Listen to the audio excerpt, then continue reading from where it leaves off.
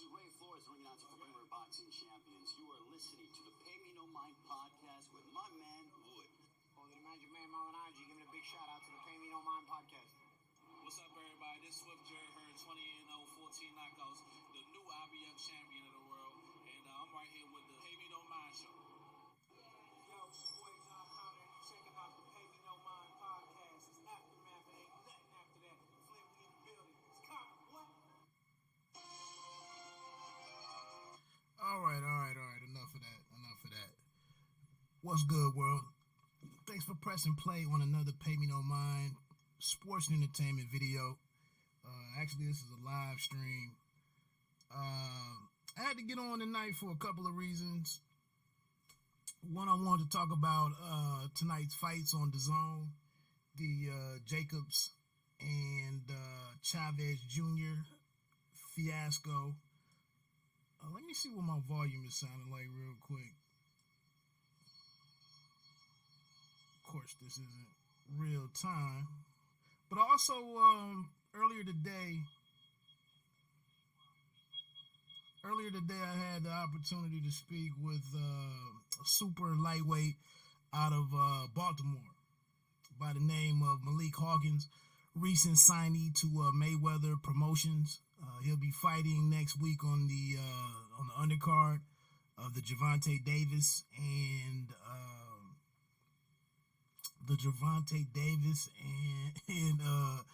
Yuriorkis Gamboa card that will be on Showtime Boxing.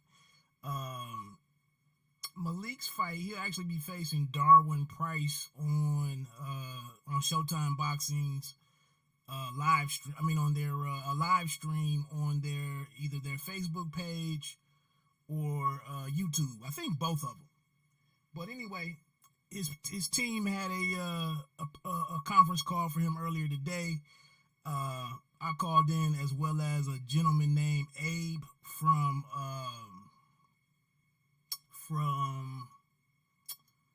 New York Fights, I want to say is what it was. New York Fights 1 or nyfights1.com. I'm really not that familiar with him, but it was just me and him. And I asked them if they were going to record it and send a copy out like they do for some of the bigger fights. And I don't think they were set up to do that. So in impromptu fashion, I recorded it the best that I could. And I have the audio. And I'm going to include the NY Fights 1, the few questions that Abe asked. I don't think he'll mind. I didn't have time to write these answers down so that I could put it into like an article or something. I just had to run with what I had. So that's kind of why I'm doing it the way that I'm doing it. But since I took the time to do it, and since they took the time to hold the conference call, I definitely thought it was worth getting out there and people hearing it. So that's why I'm going to go ahead and play it. I'm just trying to check one more thing real quick. Okay. Sound pretty decent there. So when I started, once they started it, I don't think I got into my introduction. I wasn't recording the introduction on my phone when I started. But I think the first question that I asked Malik kind of got maybe a sentence or two into his response, and that's when when you'll hear this come on. But basically, what I asked him was just his thoughts on fighting in Atlanta, and not that he's tagging along with what's being built for his roster mate in Gervonta Tank Davis, but he's able to get some exposure on himself from being a part of the team. And then, like I said, this is kind of the second monumental thing or event that Mayweather Promotions and Showtime has put together in the efforts of helping Gervonta Davis, take his career to the next level. And so that's kind of where you'll hear this come in. Is I'm asking Malik Hawkins, Iceman, about what's his thoughts about taking his talents to the good people of Atlanta, Georgia. So let's get into that right now. Actually, I had something I really wanted to set up real quick. Let me get that together so this kind of makes sense what I was trying to do. Got that going. All right, so yeah, like I said, man, here's it's about a 15-minute conversation with myself and Abe of NY Fights 1, I believe, and Malik Hawkins, super lightweight out of Baltimore, Maryland. Check it out. I never fought in Atlanta before, but I always wanted to. And, it just feels great. And it means a lot. Atlanta hasn't had, a big boxing event, like you said, in years.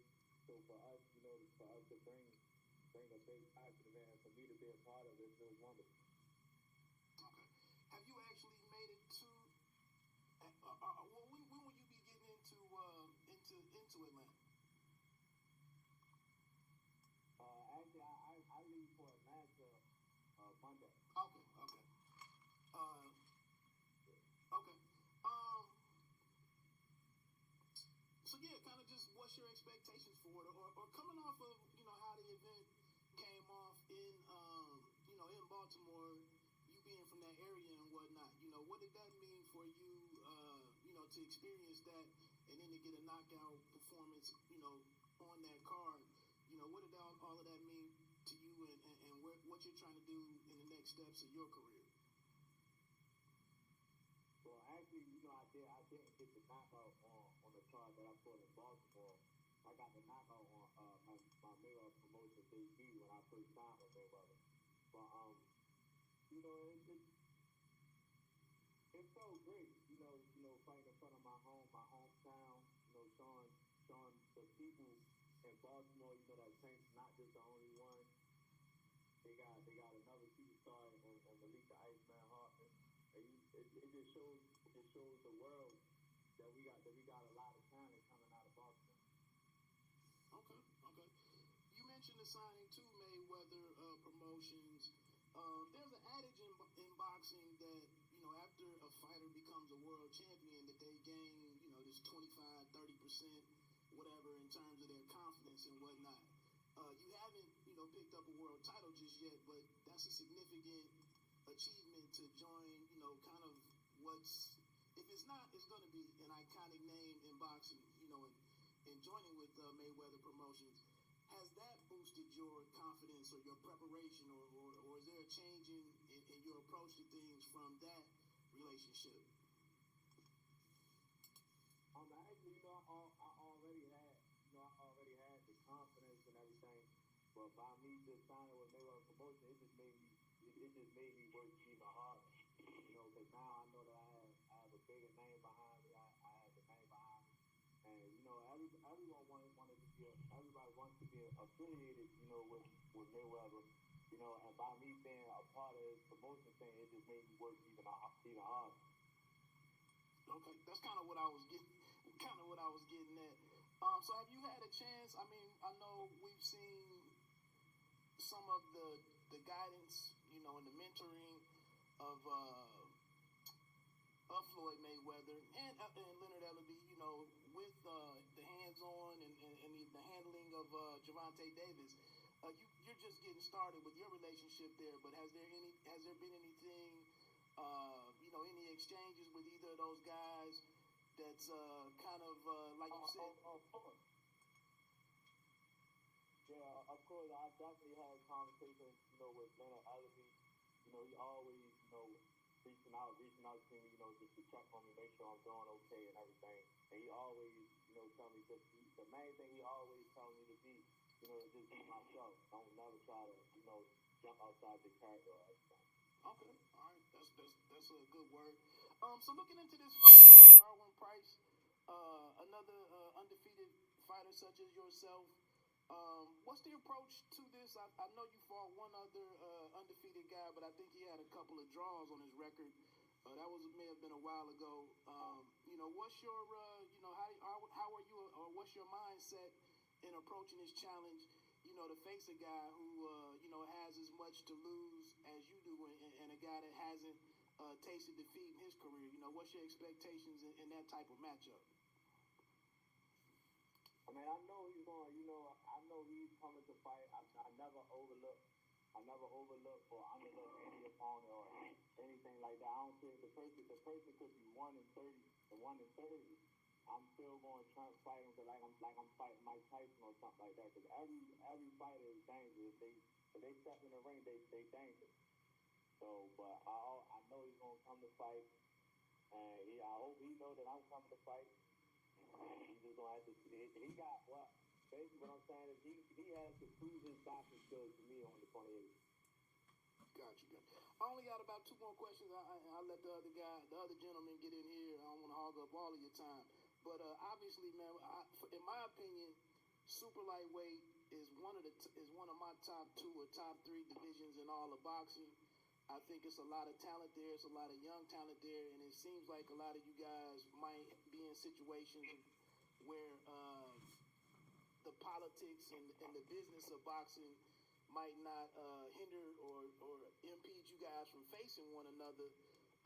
What's your outlook at 140 pounds, and what does Malik Hawkins bring to the division that will allow you to separate yourself? My outlook, I think 140 pounds is, I think it's a real strong division. I think it's one of the top divisions, in boxing right now. And what I bring to boxing, I bring a lot of speed, I bring a lot of, charisma and everything. And I definitely bring power. And my IQ is so, and I bring IQ. Gotcha. Very last question. With you, I think you're going to be featured on the streaming part of what's going to be of the card. For if it's any fans that are getting a chance to see you for the first time, who are some of the influences,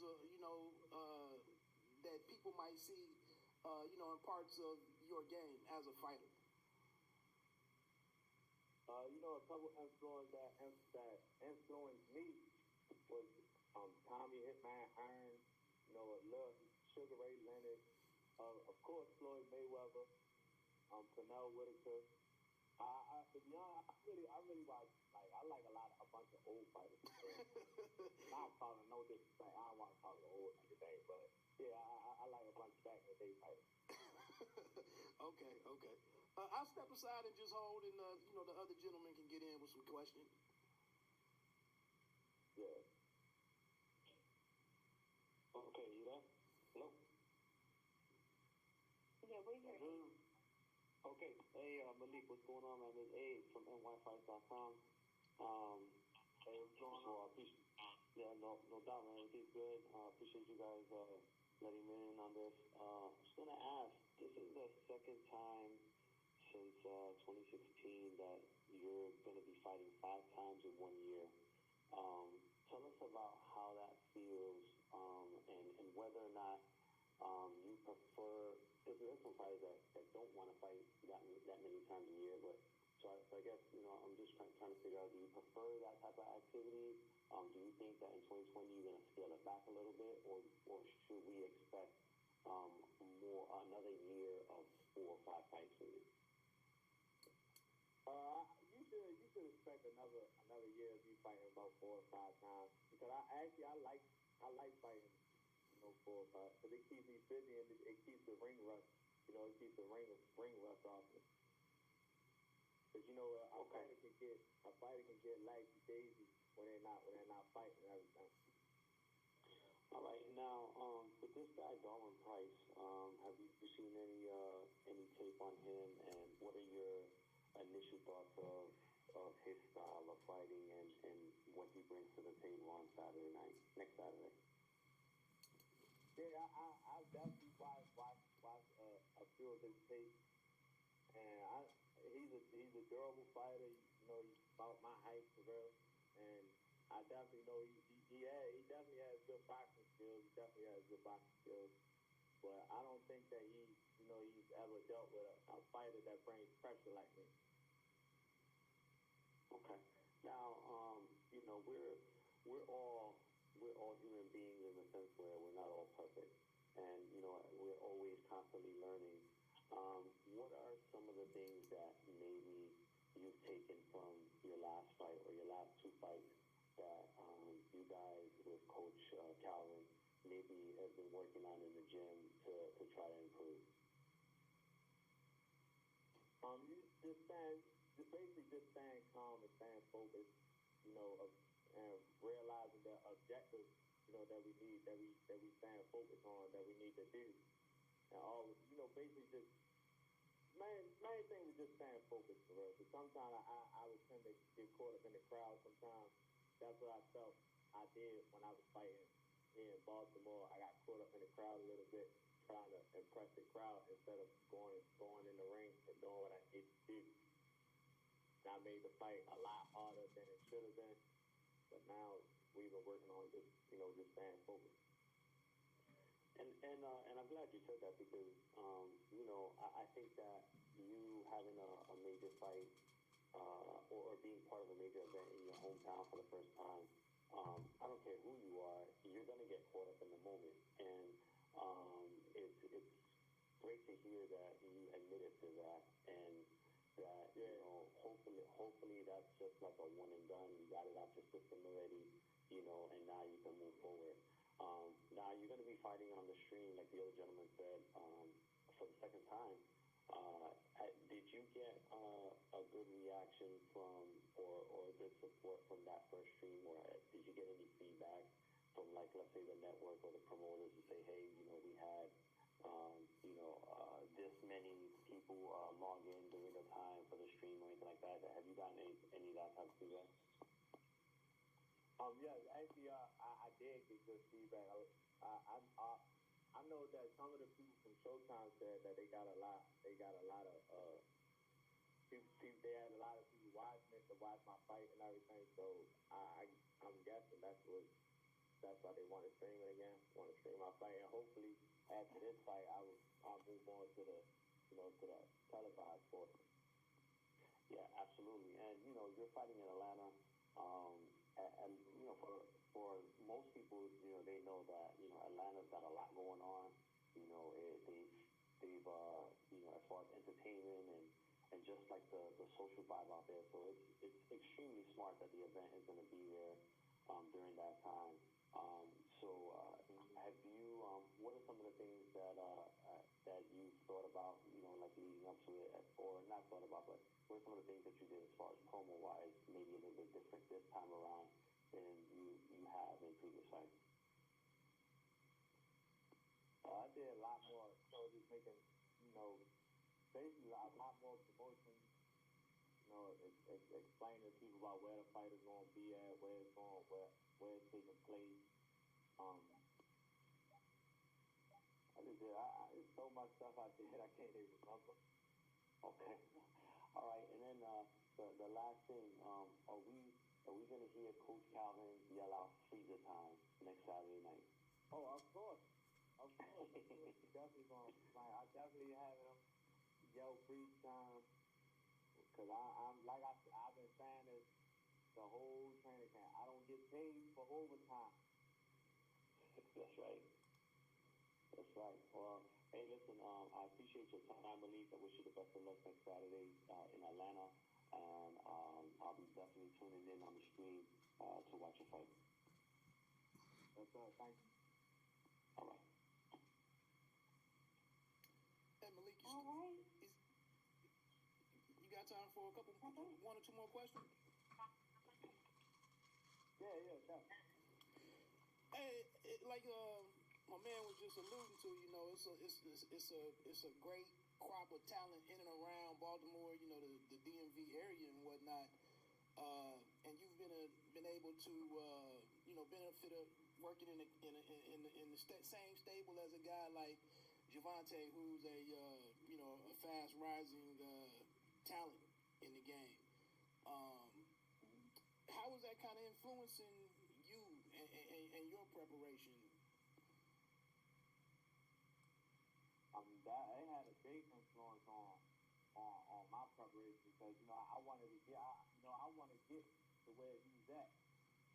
I want to be able to say that I'm a world champion too. So by me training alongside him and sparring with him, it just made my drive go up even more. Right. And what's what's the impact of working with Coach Calvin? We see somebody who's as offensively talented as a Javante Davis. You do what you do. I know he's also worked with Cassius, but we don't really hear Coach Calvin's name is one of those top guys out there. But I've heard him speaking to you guys, and even outside the lines of boxing. What's your interaction with him? What's the things that he's really sharpening up, and the things that the lessons that he's giving that are really resonating with you? The main thing that Calvin, that both the coaches, him, Calvin, and Kenny, main thing they really want us to focus on, and the main thing they want us to do in boxing and outside of boxing, is just to think. Think, because this is a thinking man's sport, and you need the mind to think, and you need the mind to think in boxing and outside of boxing. So the main thing they want us to do is just to think, use our head, be smart, but just stay sharp for real. Is there a signature aspect of Baltimore fighters? Is it anything that some common denominator that we can find amongst you guys or amongst the guys in your stable? We just got a killer instinct. Got that killer instinct. All right. I don't know why, but I really don't know why, but that's just how we was raised. Okay. Very last question. Going back again to kind of measuring yourself up against everybody out there that's, at super lightweight. You're a taller super lightweight. What other attributes do you think, will help push you to the forefront of the division? Main thing, another attribute would be my footwork. Okay. Footwork. Okay. But I feel that I have better footwork than any other fighter in the division. Okay.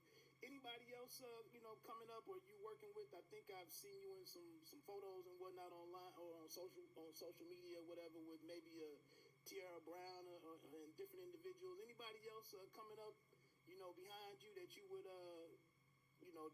give tell fans to keep an eye out for? Oh, of course, definitely want to keep an eye out for Damon Nicholson, Cornell Hines. Who else? There's a lot of people. Lorenzo Chuck Simpson. Okay. It's too many people to count. Cassius Payne. It's a lot. It's a lot. We got a whole stable. Kareem Martin. It's crazy. Okay. All right. Well, again, man, I don't want to take up too much more of your time.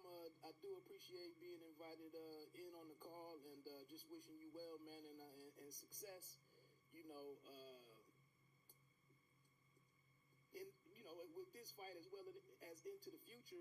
If you are successful, or when you are successful next Saturday, what's your own personal timeline or timetable for you to really start putting some pressure on the guys up there in the top 15 and working yourself into contention?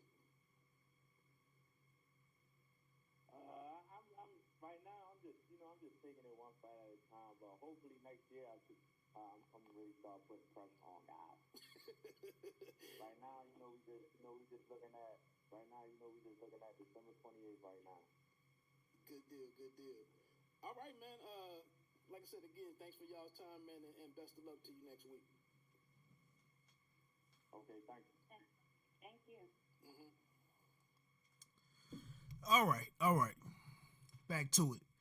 Yeah, it's like I said, Malik Hawkins, youngster out of Baltimore, under the tutelage of Coach Calvin Ford, there in Baltimore, along with obviously Javante Tank Davis,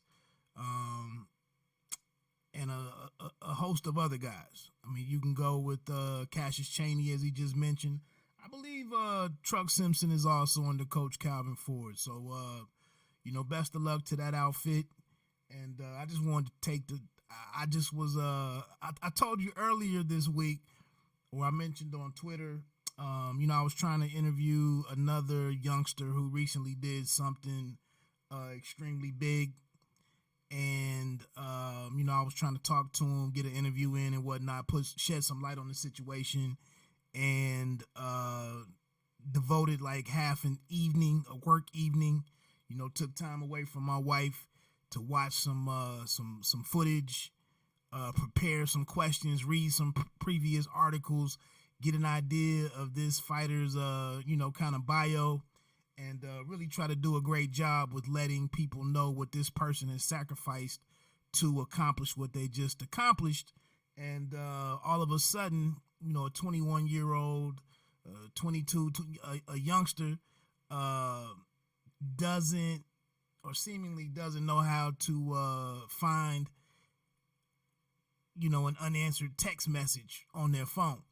And so I wasted my time, and the interview didn't happen, and I was a little peeved about it, as you might be able to tell.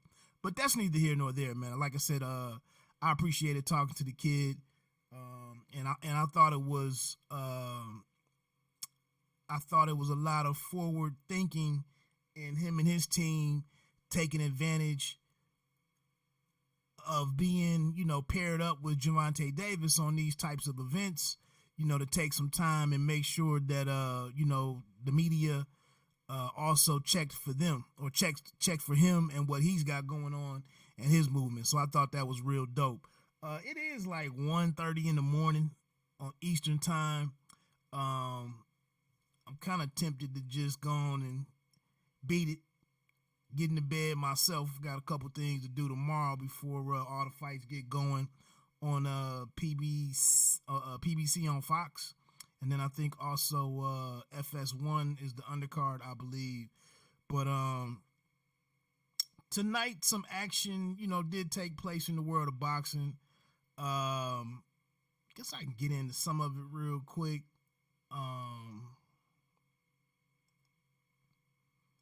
Daniel Jacobs and Julio Cesar Chavez Jr. on the Zone out in Phoenix. I forget the name of the resort, the arena that it was at. Started off kind of a very slow show. Lots of first round knockouts. And this fight came together in an interesting fashion, not the way that you typically want to do it.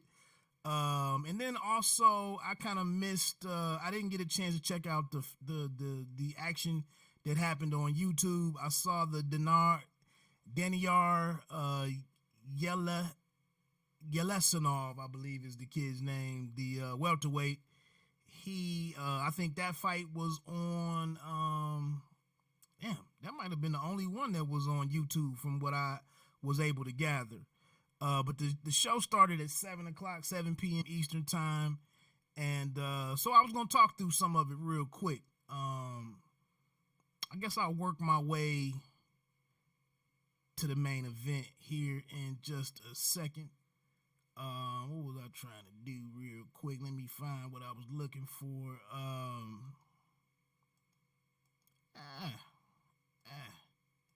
There we go. All right. I did want to turn one other thing off. Boom. So that made it looked a little bit better. So yeah, man, let's get into it. I'm trying to run through these as quick as possible. Like I said, I didn't want to get up tomorrow and try to do my recap.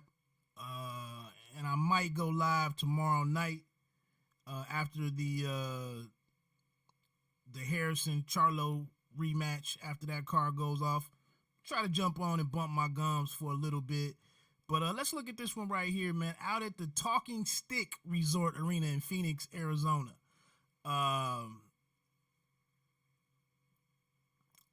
Let's see here. I think the first fight that I came into was Josh Kelly. Out of the UK, coming over here, his first fight back since fighting to a draw with Ray Robinson. Was that back in June on the Joshua Ruiz fight at Madison Square Garden, I think? I believe I'm correct there. But he took on Winston Campos, who was 31-6-6 entering the fight. I was looking forward to seeing Josh Kelly tonight. He was one of the fighters on this card who I thought added a little bit of value for me. He's an Olympian. He's somebody that, Eddie Hearn is pretty big on. And, I've seen a couple of other fights. And, he's a stylish guy, flamboyant guy, showman, and so on and so forth. But definitely needed to try to bounce back from receiving his first draw, the first, semi-blemish on his record. And I was interested to see, how he responded to that setback, and then seeing how he adjusted, what adjustments he makes and fighting over here, in front of American audiences and not being able to benefit from some of the stuff that we saw earlier tonight at the beginning for Cesar Chavez Jr. or for Chavez Jr. Over in the UK, he does some things and, fighting with his hands down and whatnot. All of that stuff might mean something over in his homeland, but over here, people are looking for something of substance. And he went 10 rounds with Winston Campos. There was a knockdown, I believe, in like the 9th round, which when they went back and showed it in slow motion, it looked like the force of the punch got the knockdown, but it really wasn't from landing in cleanly or, touching Campos's chin. It looked like it was a combination of maybe Campos ran out of real estate over against the ropes, got his feet a little crossed up, might have gotten off balance a little bit. And then, it was a big overhand right, I believe, that just perfect timing where he ended up getting a knockdown scored in his favor. The judges saw it 99-90 on 2 cards and then 98-91, factoring in that knockdown. Oh, it was round 10. I'm sorry. But, I don't think this really warms up U.S. fans, who are seeing Josh Kelly. I thought he didn't do a horrible job. I think, I mentioned on Twitter that it was looking at studying Eddie Hearn's face during the fight. He seemed to kind of had the same reaction that he had to Otha Jones III, his last fight in Chicago back in October, where he kind of came out and really called out OJ3's effort and his performance on that card, on the Usyk and Witherspoon card, and just, kind of reminded OJ3 that in these instances, when we put you on TV or when we have you as part of the card that's streamed, how imperative it is that you look good, dominate, or, outclass your opponents and whatnot. And I saw some comments, after that from OJ3. And anyway, I'm looking at Hearn tonight in the middle rounds, 4, 5, 6, 7. And he seemed to not be too enchanted with what was going on in the ring. I think one problem that I'm seeing, everything is kind of wide and looping, and he refuses to really just use his jab. He did kind of start out a little differently, working from the basics and the fundamentals with his hands up, but he never really got into his jab. It's definitely not if you take a look at what we saw tonight from Maurice Hooker, who was truly establishing his offense with the jab and building into how he was going to fight Uriel Perez. Kelly just seems to go with some jabs to the body, but everything else is looping shots. It's a lot of feigning. He opened the fight with a lot of hard feigning. Was kind of pivoting or causing Campos to pivot, kind of stepping to the side of him and whatnot, and trying to draw different reactions out of Campos. But this is a guy with over 40 fights. And now he was coming. That was another thing that was kind of indicative that Kelly might not be a huge power puncher at welterweight, is that Campos, I believe they said this was the highest weight that he'd ever fought at. I don't feel like opening up his box rec. But like I said, very experienced guy. He took a lot of Kelly's shots pretty well. He did cut up Kelly, who sustained some cuts back in June in the fight with Ray Robinson. Yeah, I don't think Kelly's performance really set the world on fire. You're going to have to put some of that showman stuff aside and just box, do some straightforward stuff, be consistent with the body work. He has good quickness, decent hand speed, seems to have decent power, but you're going to have to put some of the hot dog and the flashy stuff away and kind of make sure that you're, that you're getting a victory and winning according to all of the scoring criteria. But one thing I will give him some credit though, man. I like that he kind of stayed himself after the third or fourth round. He got into he dropped his hands again, tried to get into his rhythm. He was taking some lead right hand shots, jumping in with the left hook a little bit. He took a couple of good shots from Campos, showed that he has a pretty decent chin on him. Not a horrible night for the guy, but definitely, and he wins it by a wide margin in terms of the unanimous decision and whatnot. But again, if I take a look at him against a Virgil Ortiz, another younger guy up at welterweight, or Jaron Ennis, who we'll see back in action on January 10th, I definitely don't think he's establishing himself on a level with those types of prospects. So we'll see what's next for Josh Kelly and where he appears next. I would imagine he fights back over in the UK and goes from there. I don't have any real comments on the Rashad Matty fight against Raheem Johnson. That one ended in the second round. Actually, I thought it was the first. Pretty sure it was in the first, but he went down 4 times.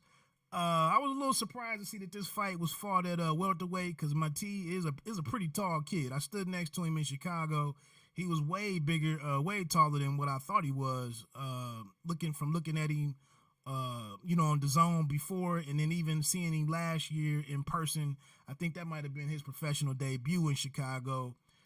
He's a pretty tall kid, so it was kind of shocking to see him down at 145 was actually what he weighed in at, but he went and got his 6th victory against Raheem Johnson, who they had said that they mentioned that he had some success as an amateur in the state of New York, but he just really didn't have much to offer.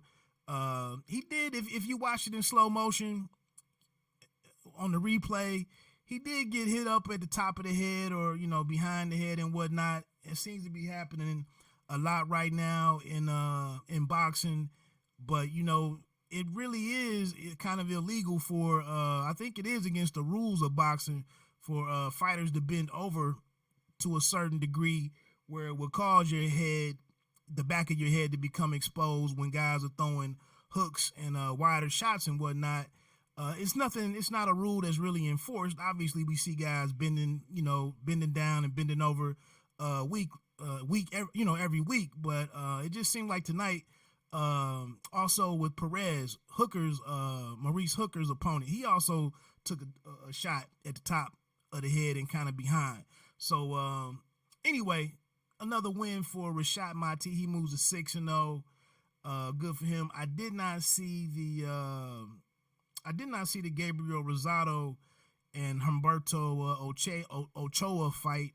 I wasn't sure if that one even went through or whatnot. From what I understood, Rosado did not make the 168-pound limit in the same way that Chavez Jr. didn't. The Liam Smith and Roberto Garcia, not much to see there for me. I just kind of watched that one. One of the 4 Smith brothers, he moved to 29-2-1 behind a unanimous decision. 99-91 on 2 cards, and then 98-92 dominated Roberto Garcia, who took the fight, I believe, on short notice. He drops to 42-5. Like I said, not that exciting of a fight. Getting into the Maurice Hooker and Uriel Perez. This was up at the at the welterweight limit of 147. Hooker actually came in at 144 and a quarter. Uriel Perez was down at 141 and 3/4 pounds. He was a late substitute, and I don't know. And my apologies. I really don't.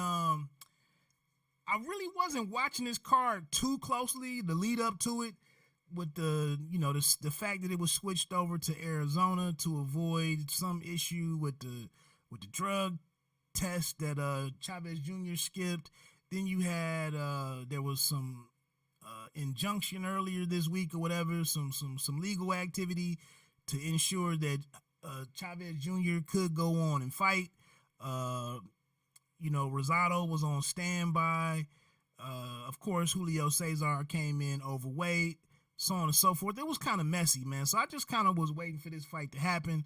But anyway, Mighty Mo Maurice Hooker moved to 27-1-3 with a first round knockout himself at 2 minutes and 52 seconds. Perez was just outclassed and overmatched, outgunned, everything you could think of from the jump. And strangely, one thing that I noticed during the fight was he was seemed to be staring exclusively at like Hooker's chest and then down maybe at his above his waistline and whatnot. I just thought that was very interesting for a prize fighter to kind of not be watching what's going on with his opponent's gloves or his hands, what his hand movement is. He really seemed to be looking, maybe he was just focusing on his offense, or maybe he thought Hooker was going to be have a lot of upper body movement or something. I know in other sports, when we talk about staying in front of your man or tackling somebody, you need to watch their core. That's a way to tell where they're going so that you can hit them. But again, in boxing, I was kind of struggling with the fact that Perez was staring at Hooker's body versus keeping an eye on the punches that was coming in his way, especially as busy as Hooker's jab was, through the earlier parts of the round. But anyway, man, like I said, he didn't offer much resistance to Hooker. Got hit with the right hand, that straight right hand to the body, and then went back into the corner from there. Hooker moved in with a big flurry, and basically, it was the end of the fight. He dropped down, complained about the headshot, the shot to the back of the head, and then when he stood up, he was still kind of crouching over to the one side, holding his midsection and whatnot. So a good win for Hooker. His first time in camp with the the BB&B or the B&B Boxing Academy, I think, with Brian McIntyre, the coach of WBO welterweight champion Terrence Bud Crawford. Crawford was in the building. If you saw the stream, you saw that he did an interview with Chris Mannix. He was there to support Maurice Hooker. I believe Hooker mentioned that he'd be moving back down to 140, looking to get some payback against Ramirez or looking to challenge the other top super lightweights. I think that's a good thing. If he wants to get back in the mix, I think tonight really didn't show much. I mean, a guy that really couldn't take his punch, a guy that really didn't have a great offense to kind of give himself anything to counter anything that Hooker was doing. It was good to see Hooker working the jab pretty sharply. It's amazing to see the reach that he has as a welterweight, to see a guy, I think he might be 5'11" or 6 foot or whatever, but to see a 140-pounder flicking a jab from that far out is just kind of weird. And it just seemed like Perez really just didn't have anything to offset that and give himself a chance to, make it deeper into the fight. Moving to I think it was the co-main, Julio Cesar Martinez versus Christopher Rosales for the vacant WBC World Flyweight title, which we thought, or Martinez thought that he'd won this a couple of months ago against the Edwards kid over in the UK, but it was turned to a no contest because of a foul I think that Martinez had after knocking Edwards down. But anyway, had a chance to rectify that situation and become a world champion, and he did just that in fantastic fashion. I quit even taking notes on this thing, man.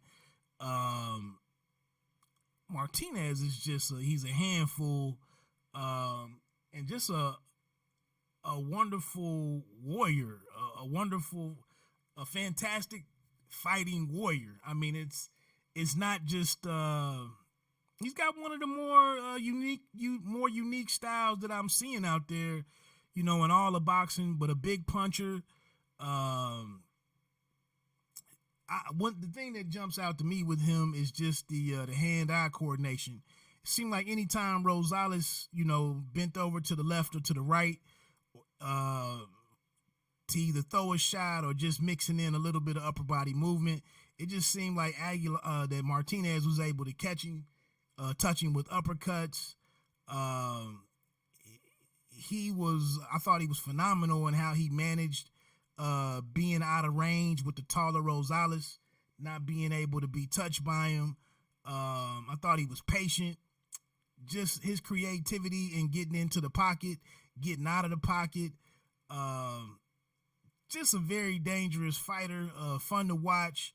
I have to admit, man, I've just become increasingly familiar with the flyweight division over the last 2.5 or 3 years, but definitely a great sign for the division, to have a champion like Martinez. And Rosales, he lost, 9th round TKO, but definitely put up a hell of an effort. He was tough as hell. He did some banging early in the fight, traded and exchanged with Martinez. Probably ill-advised, but came back. It was a monster. Martinez had a monstrous 7th round, just working the body. Like I said, just I thought I saw, I think it was on Twitter, maybe from CompuBox, but I think they credit him with landing over 50% of his power punches. That's one of the stats that they like to throw out there on most. I think maybe Showtime mentions that very often. I think that maybe that's a Showbox thing that Farhood mentions quite often about fighters that land around or above 50% of their power punches tends to be the guy that's going to win the fight. But yeah, just a phenomenal effort from Martinez, man. I can't wait to see more of him. Yeah, he's going to be a problem. Getting into the main event, man, with, I don't know, it was kind of a tough turnaround to go from the Martinez and Rosales fight and to get into a fight with, a guy who came in 5 pounds overweight. We already know that Julio Cesar Chavez has the track record of, you name it, in terms of having bad nights and just the unexpected in a sport like boxing. That the unexpected could be a wide ranging group of stuff. But anyway, man, he came out kind of like making you forget the BS that the luggage that he kind of carries around.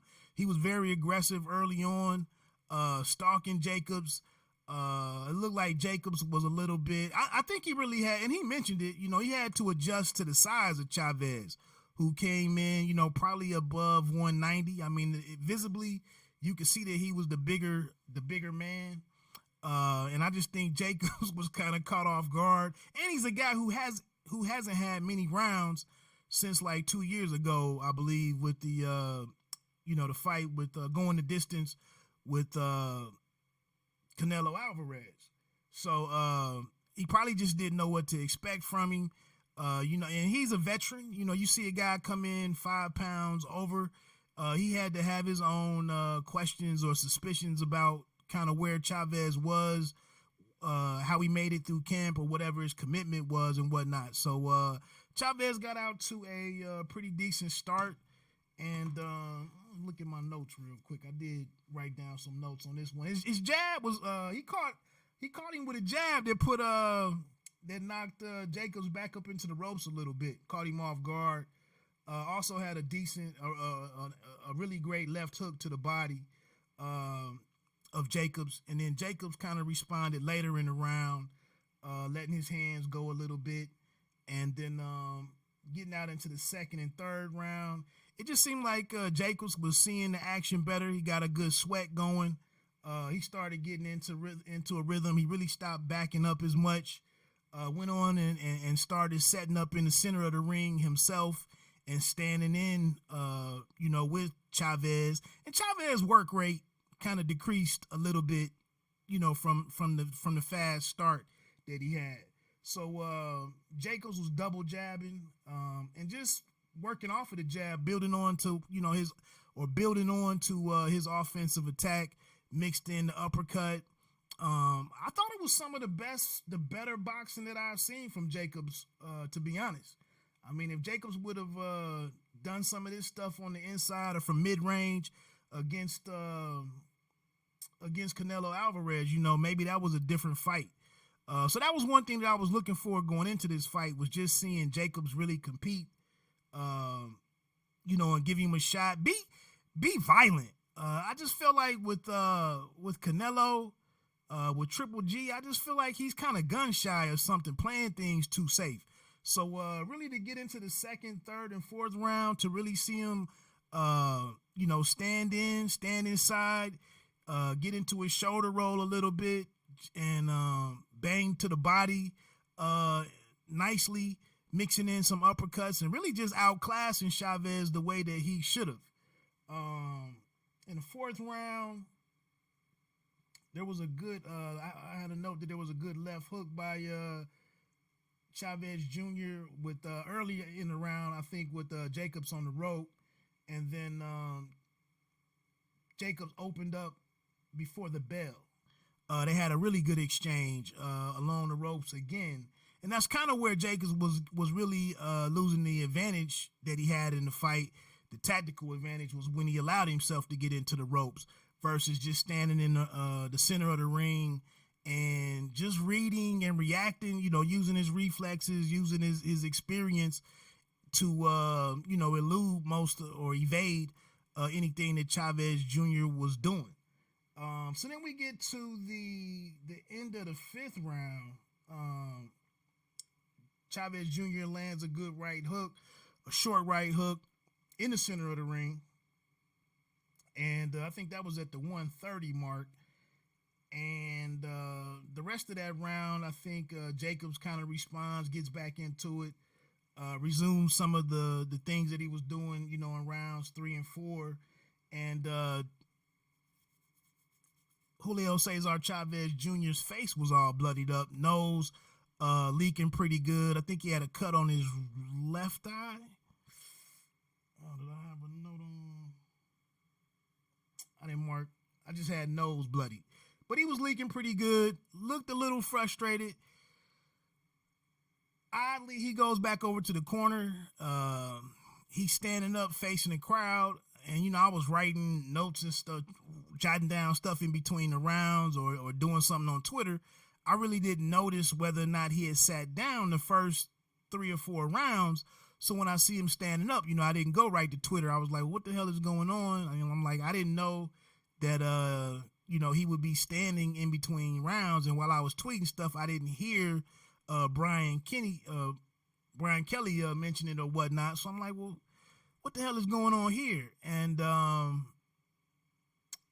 he had some words with Freddie Roach. And then Roach, kind of shook his head and was like, well, sit down, like he was going to try to talk him into continuing. They had started working on the bleeding and tending to his nose and whatnot. But he just motioned to them and said like he was done. Something. I think maybe one of them asked Cesar Chavez Jr. was his hand broke or was his nose broke or something. He said something I couldn't really make out, and then basically The referee finally made it over there to see what was going on, and then they informed the referee that it was over, and the referee stopped it. And Sergio Martinez goes in, and with he quit, he gave up. What should we expect, or what should people expect from a guy like Chavez Jr. and his history, mentioning that he quit before in the corner, and the crowd lost it. And I hate to say it, man, because I hate to see people on their worst behavior, and it's threatening the safety of everybody that was down in that was down ringside. You had the ring girls down there, you have the broadcast team down there, you have cameramen down there. Eddie Hearn, I think, might have gotten hit with something from something I saw on Twitter or whatever, or he might have mentioned it to Kelly and I said Sergio Martinez, Sergio Mora. He mentioned it to them when he came over to them. And you could just see, stuff flying into the ring. I think at first there was some thoughts that maybe the crowd was booing or was responding to Jacobs, because he went and climbed up on the ring to celebrate on the turnbuckle, and then you gradually came to realize that they were acting out or lashing out at the lack of effort, and the embarrassment that Chavez Jr. was in quitting, and then there not really being an explanation of what happened. So horrible night. It is shameful how the guy has conducted himself and kind of made his way off of his father's name and whatnot. And it was an ugly scene, man. But I mean, I guess because I'm sitting at home and nothing was flying at me, I kind of respected the passion of the crowd. And I think, I think it's sad, or I think it's horrible, when people have paid their hard-earned money, you paying for parking in garages and parking car event, to park at these venues, you buying tickets, some people might have traveled out there, some people might have traveled up from Mexico or something, and then you get in the ring and you conduct yourself like that, and you don't earn your paycheck and do your job. I think we're just in a day and age where people are going to respond in that manner. And then we also know, all too well about the pride and the legacy of Mexican boxing and whatnot. So I don't know. I think it was just to be expected, and finally, they got Daniel Jacobs to the middle of the ring. They kind of shielded him. I think they put a circle around him of different security people and people part of the production crew. They held up some of the ring cars to kind of shield anything from hitting him. Cesar Jr. made his way to the back, being pelted with all kinds of objects, beers, so on and so forth. And it was what it was. It's a possibility that we were getting ready to see a hell of a round. The way that the fifth round ended, it was a great combination right there. And it seemed like Jacobs, he let out a big yell and kind of banged on his chest a little bit, like, let's go. And like I said, again, I'm getting excited to kind of see Jacobs kind of live up to kind of go for it, instead of kind of being so docile and just fighting down to his talent or some things, and letting stuff go to the cards, and letting some of these fights be controversial in terms of determining who the winner was. I saw some people, I'm aware that some people felt that he won the fight and came back against Triple G after being dropped in like the fourth round. I didn't have him winning that fight. I thought Triple G held on, and I think he had a good 10th round or something, and I thought that sealed the deal for me. I didn't object to anybody that had him winning it, but again, I thought he showed himself that he could bang with Triple G and beat Triple G, but I just felt like, again, going into the championship rounds, or when he did convince himself that he belonged on that stage and that he could do it, I thought he fell a little short. Going into the Derevianchenko, I thought he let that fight be a little closer than what it needed to be after knocking Derevianchenko down in the first round, I believe. Moving into the fight with, even against Cuba Arias, he kind of the Maciej Selesky cat, and then the performance against Canelo, I just felt like he doesn't go for it, and it's almost like since he had the big stoppage of Quillin, I just really haven't seen him kind of throw caution to the wind and really get it in. And it seemed like I thought maybe there in the 6th round, after this ended, I thought it was a chance for him to really get into that, even though he was fighting a damn cruiserweight. But anyway, man, I thought it was obviously the Martinez and Rosales fight saved the night and, made the card kind of interesting. We'll see what's next for Jacobs. I thought Callum Smith was supposed to be ringside, with his brother being on the card and whatnot, but I thought they mentioned that he was ringside and like we were going to kind of get some kind of confrontation or an introduction or a stare down or something in the ring.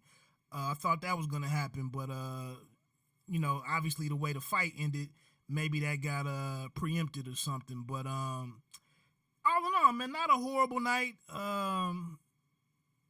And I think some of these cards that we're getting at the end of the year, to 2 weeks or a week and a half before the end of the year, it's kind of it might be playing Russian roulette with seeing how these guys are gonna react. Maintain their professionalism in terms of making weight and whatnot. Maybe fights around the holidays, especially this holiday, with it being Christmas and whatnot, Thanksgiving. Maybe boxing just isn't a sport that lends itself, to guys staying disciplined and whatnot. But like I said, I enjoyed the card. It was a Friday night card after all. And I think it, the main focus of the card was kind of trying to put together some kind of event for Jacobs going up to super middleweight and kind of getting an idea of what they could do, next with him. So I don't have too much criticism for what happened in many regards.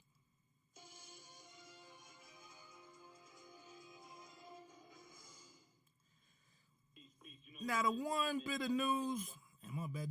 news here, looking towards the future was that Mikey Garcia and Jesse Vargas were in the building, sitting ringside at the sides of flanking Eddie Hearn, and they made it into the ring to make the announcement, which I think the announcement actually was like made yesterday or earlier in the week, maybe Tuesday or something, that Mikey Garcia will be fighting on DAZN for at least one fight in late February against Vargas. I think that will be at 147 pounds.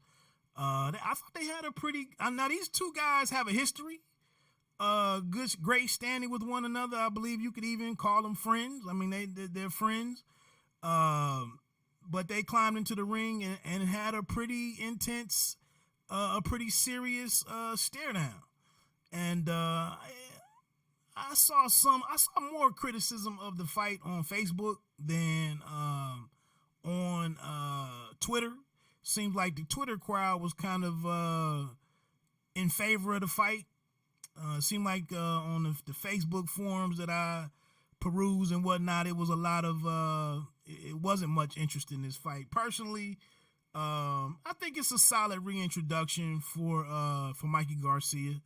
I'm not the biggest fan of him staying at 147. Vargas was trying to go up to 154.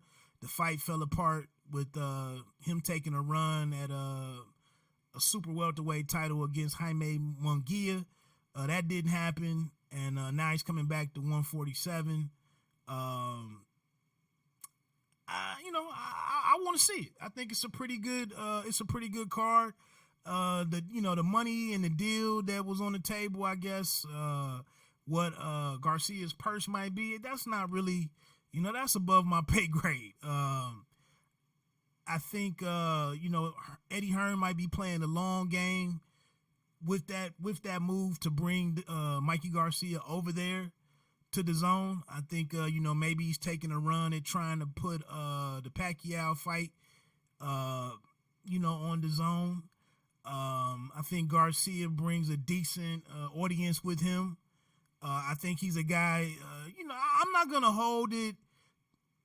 The performance against Errol Spence Jr. doesn't completely tarnish everything that Mikey Garcia did prior to that. I mean, hell, he took a shot. It was a decent purse for him, a solid purse for him. It was pay-per-view. He went in there. No, he didn't put forth the effort that many of us expected, or the general expectation with any fighter entering the ring. But he got in there and he got, he was outgunned. He was. But he finished the fight. His brother wanted to stop it in the 8th or 9th round or whatnot. He finished the fight.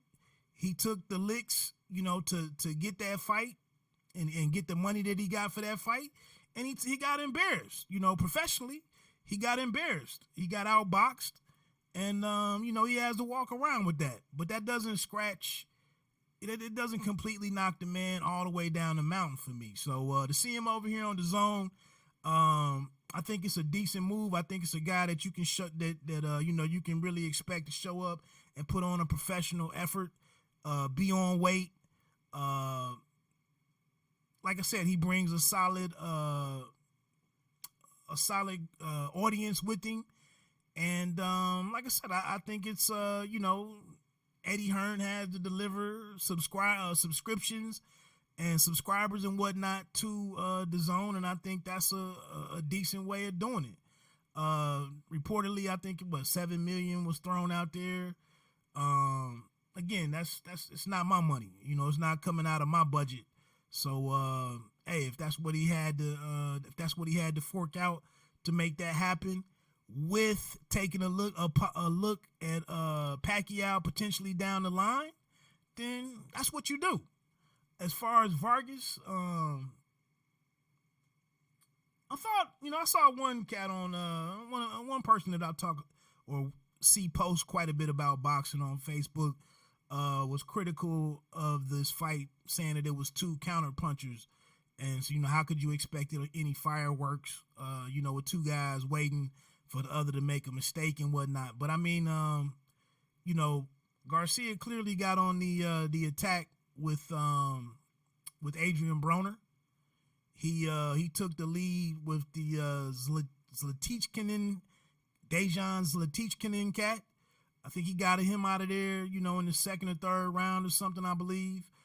He didn't fight a completely cautious fight, waiting around on Sergey Lipinets, I think, and Robert Easter Jr. So that's not a concern of mine that it's going to be a boring fight. I think it'll be pretty exciting.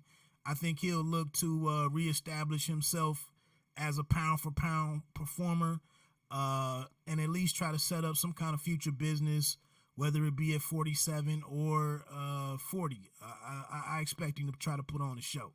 So I think if you're going to throw some money around, he's not a bad guy to invest in that regard. It'll be interesting to see what the card gets filled out. I thought they said the fight would be taking place in Texas, so I would expect it to do well at the gate and whatnot. Like I said, man, I think it's a pretty decent move. other than that, man, let me get ready to get on out of here. Obviously tomorrow night we had an action on. I think it gets started. Like I said, man, I was on vacation last week. I'm kind of out of the loop. It's all kind of action going on right now.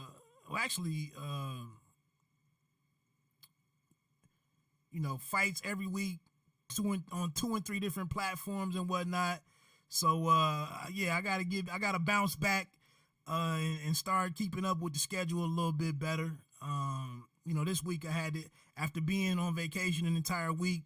Last week, this week at work, I had to spend the week kind of digging out of that hole. So yeah, I'm not on top of my schedule like I usually am. But obviously tomorrow on the PBC jumps off on Fox. I think the undercard is on FS1. You can check out all the action there, and then check out the big time fight tomorrow with Charlo and WBC super welterweight champion Tony Harrison. I think I'm gonna come on. I'm gonna try to get on tomorrow night, depending on what time that ends. With it being on Fox, I think it should end a little bit earlier. So I'll probably try to do a live stream tomorrow night, unless something goes on. I threw the kind of my prediction or breakdown video. I threw that out there this morning. I don't really have much to add to that. I just think on one hand, Harrison has sold the fight and done a lot of talking, and he's been the mouthy guy and drawn extra or additional attention to the fight. But I just think I don't see him being able to be as cautious and box safely and comfortable the way that he did in the first one. I don't really foresee that being a formula that can get him another win. And like I said, he can punch, and he does box pretty well. So I would like to see him be more assertive, and not kind of winning with the subtle aspects of boxing. I like him to be more assertive, and back up some of this talk. Like you can't do all of this talking that he's done the last few weeks and then get in there and be on the back foot all night and fainting and winning the fight by doing little subtle things and keeping keeping him off balance or turning. I think you actually had to get into your offensive bag considerably a lot more. And then on the other hand, I think for Charlo, man, he just needs to he needs to assert himself a lot more and stay balanced and take some and mix it up at least once around and make Harrison uncomfortable. And ideally try to stress testing and making work enough to when you do get to the 8th, 9th, and 10th round, maybe he's concerned about his cardio, and being able to cross the finish line. And then maybe, going into those rounds, maybe that knockout is possible. But that's neither here nor there. Let me get ready to get on off here. Like I said, thanks for pressing play. Consider subscribing to the channel. And that's really about it, man. Bite down boxing. Don't let them count you out. The Pay Me No Mind Sports and Entertainment channel. You don't have to be great to start, but you have to start to be great. Peace.